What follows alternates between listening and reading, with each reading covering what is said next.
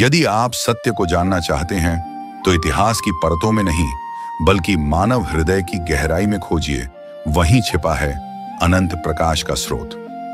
Silent witness के आज के प्रसंग में हम चर्चा करने जा रहे हैं प्रसिद्ध दार्शनिक मौला सादर उद्दीन अहमद चिश्ती के दर्शन और उनके जीवन वृत्तांत पर। आइए शुरू करते हैं इस आलोकमय यात्रा को। मौला सादर उद्दीन अहमद चिश्ती ऐसे दार्शनिक थे जिन्होंने बंगाली भाषा और साहित्य में आध्यात्मिकता की अनमोल सुसंधा प्रदान की। वे केवल लेखक नहीं थे बल्कि जीवन पर्यंत एक मुक्त पुरुष थे जिन्होंने सत्य का उद्घाटन मानव मन की गहनतम परतों में किया।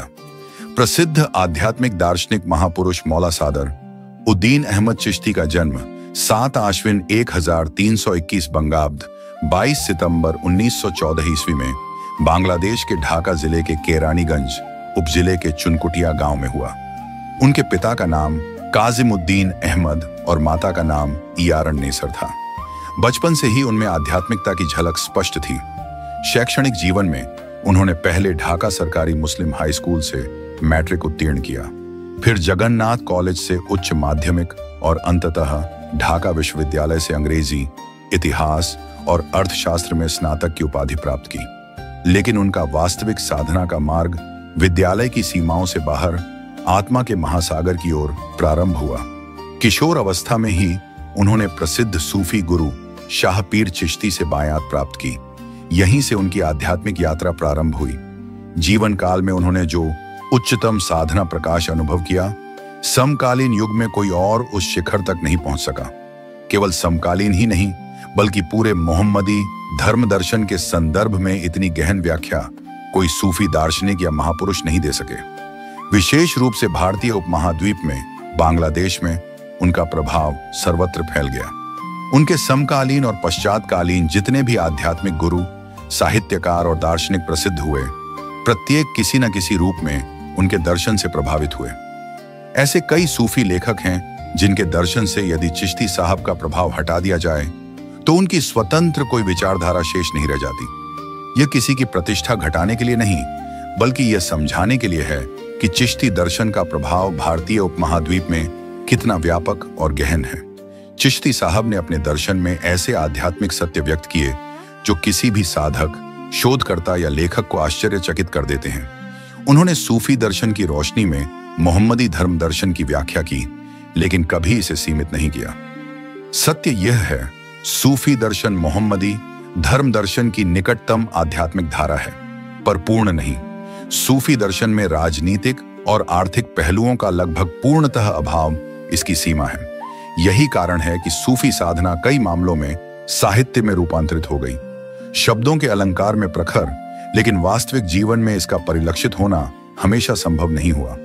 मौला सादर उद्दीन अहमद चिश्ती ने मोहम्मदी धर्म दर्शन को अरबी संस्कृति की सीमाओं से परे ले जाकर विश्व मानव मन की संस्कृति के अनुसार व्याख्यायित किया, और यही था वास्तविक मोहम्मदी धर्म दर्शन का उद्देश्य।